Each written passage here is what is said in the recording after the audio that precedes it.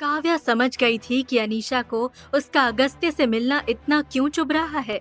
वो भी इस मौके को हाथ से गंवाना नहीं चाहती थी। इसीलिए उसे चिढ़ाने के लिए वो बेझिझक आलोक के साथ अगस्त्य के पास जाने लगी। रुक जाओ काव्या, वरना तुम अपनी सबसे कीमती चीज खो दोगी। अनीशा पीछे से जोर से चिल्लाई और काव्या के बढ़ते कदम अचानक रुक गए। अगले ही पल काव्या ने पलटकर अनीशा की तरफ देखा और मन ही मन सोचने लगी, क्या अनीशा उसी बारे में कह रही है जिस बारे में मैं सोच रही हूँ।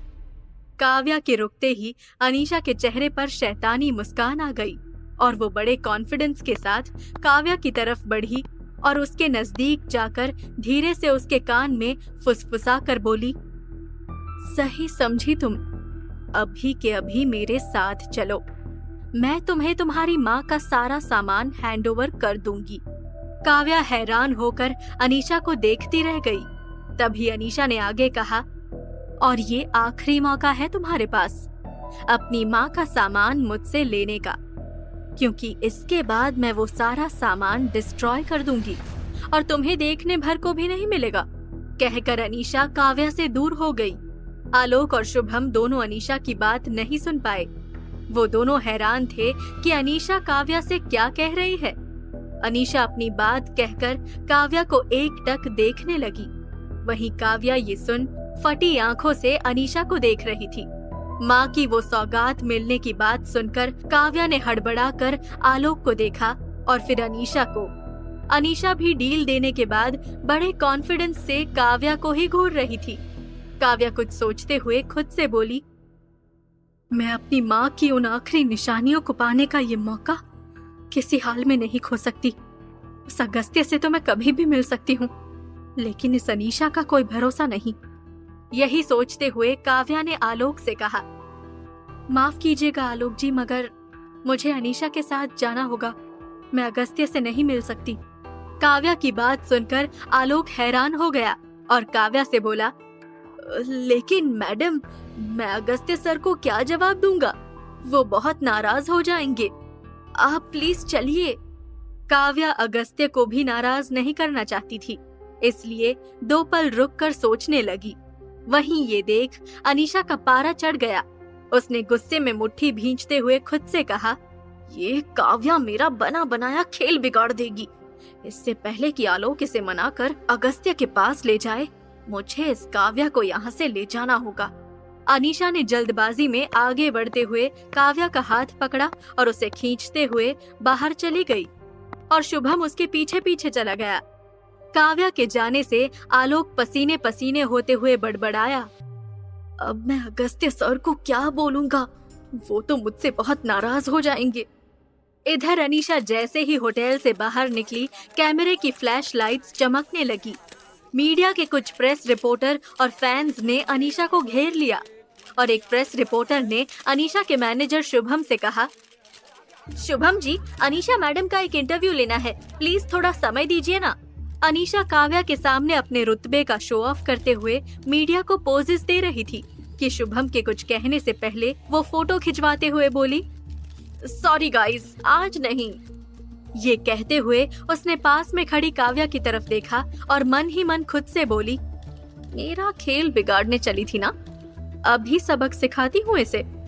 कहते हुए वो काव्या से सटकर खड़ी हो गई और मीडिया से बोली, आज की ये शाम मैं अपनी सिस्टर के साथ टाइम स्पेंड करना चाहती हूँ। कहते हुए अनीशा ने अपनी पेंसिल हील पूरी ताकत से काव्या के पैर में घुसा दी। काव्या दर्द से चिल्लाई, आ, मेरा पैर। काव्या के चिल्लाते ही अनीशा ने मीडिया के सामने दिखावा करते हुए जल्दी से अपना पैर हटाया। काव्या के पैर से खून बहने लगा था। ये देख अनीशा घबराने की एक्टिंग करते हुए बोली, oh, I am sorry Kavya, I didn't realise तुम्हारा पैर है। अनीशा के चेहरे पर अफसोस था और मन में सुकून। वो मन ही मन खुद से बोली, अनीशा के रास्ते के हर पत्थर को अनीशा कुचल देती है और तुम तो बस एक कंकड़ हो काव्या। लेकिन काव्या दर्द से बेहाल थी, उसके मुंह से एक शब्द नहीं निकल रहा था। वहीं खड़ा शुभम काव्या को इतने दर्द में देख ना सका। उसने फौरन झुककर काव्या के पैर का मुआयना लिया। काव्या की आंखों से दर्द की वजह से आंसू झलक आए थे। वो चल भी नहीं पा रही थी कि शुभम ने उससे कहा, Kavya, let me help you, तुम खुद चलकर नहीं जा पाओगी। कहते हुए शुभम ने काव्या को गोद में उठा लिया। इतने सालों के बाद शुभम और काव्या इतने करीब आए थे। शुभम काव्या की आंखों में देख रहा था और काव्या भी शुभम को ही देख रही थी। जब ये दोनों एक दूसरे में खोए थे, तभी अचानक कुछ बॉडीगार्ड्स दौड़ते हुए आए और अनीशा और काव्या के आसपास जमी भीड़ को एक तरफ हटाने लगे। अनीशा हैरानी से उन गार्ड्स को देख रही थी कि कुछ ही दूर उसे काले ब्रांडेड जूतों में 2 पैर नजर आए। अनीशा ने नजर उठाई तो सामने अगस्त्य जेब में हाथ डाले गुस्से में आग बबूला होता काव्या को देख रहा था, जो इस वक्त शुभम की गोद में थी। अनायास ही अनीशा के मुंह से निकला, अगस्त्य? अगस्त्य के वहां आते ही मीडिया को अनीशा से बड़ा स्टार मिल गया था। अगस्त्य का वहां होना एक मसालेदार न्यूज बन सकती थी। तब मीडिया के रिपोर्टर्स ने बॉडीगार्ड्स का घेरा भेद कर अगस्त्य को घेर लिया। अगस्त्य की नजर अभी भी काव्या पर ही थी। ये देख अनीशा को इनसिक्योरिटी हुई। वो अगस्त्य के हाव भाव देख बड़बड़ाई, ये अगस्त्य काव्या को शुभम की बाहों में देख इतना गुस्से में क्यों दिख रहा है? इनके बीच कुछ चल रहा है क्या? अनीशा भौहें सिकोड़कर अगस्त्य को देख रही थी कि कैमरामैन अगस्त्य की फोटोज लेने लगे और उसकी फ्लैश लाइट में अगस्त्य की नजर जैसे ही काव्या से चूकी, शुभम ने अनीशा से कहा, अनीशा, चलो यहाँ से, काव्या को चोट लगी है। अभी मीडिया अगस्त्य को अटेंड कर रही है, हम पीछे से निकल जाते हैं। कहते हुए शुभम काव्या को गोद में लिए आगे बढ़ गया। वहीं अनीशा जलते भुनते हुए खुद से बोली, सोने की कलम से किस्मत लिखवाई है इस काव्या ने, कोई ना कोई कंधा ढूंढ ही लेती है। सोचते हुए वो शुभम के पीछे पीछे चली गई। शुभम अनीशा और काव्या को लेकर कार में बैठा और वो तीनों अनीशा के घर के लिए निकल गए। रास्ते में आगे बैठा शुभम बार बार रियर व्यू मिरर से काव्या को ही देख रहा था और अनीशा की नजरें शुभम की निगाहों पर ही गड़ी थी। अनीशा ने काव्या को बड़ा डिस्गस्टिंग लुक देते हुए देखा और बोली, कुछ लड़कियां कैसे खुद को क्यूट दिखाती है, मगर जितनी भोली शक्ल उतनी कैरेक्टरलेस। काव्या ने गुस्से से अनीशा को देखा, मगर अपना गुस्सा पीते हुए उसने सोचा, मेरी माँ की निशानियां इस अनीशा के पास ना होती तो मैं इसे बताती कि कैरेक्टरलेस कौन है। सोचते हुए काव्या कार की विंडो से बाहर देखने लगी। रात के 11:30 बज रहे थे जब काव्या अनीशा के साथ उसके घर पहुंची। वो लड़खड़ाते हुए कार से उतरी तो शुभम काव्या को सहारा देने आगे बढ़ा। शुभम को आगे बढ़ता देख अनीशा ने काव्या को सहारा दिया और शुभम से बोली, तुम जाओ शुभम, मैं काव्या को ले जाऊंगी। अनीशा के ये बोलते ही शुभम ने बेमन से काव्या को हाथ हिलाकर बाय बोला और गाड़ी में बैठकर वहां से चला गया। शुभम के जाते ही अनीशा ने काव्या को झटक दिया और बोली, इतनी भी गहरी चोट नहीं है कि तुम चल भी ना पाओ। चलो नाटक बंद करो और अंदर आओ। काव्या को अनीशा से यही उम्मीद थी। अनीशा घर के अंदर चली गई और काव्या लड़खड़ाते हुए घर में दाखिल हुई। तब तक अनीशा सीढ़ियां चढ़कर ऊपर पहुंच चुकी थी। काव्या उस घर में अनजानों की तरह खड़ी थी।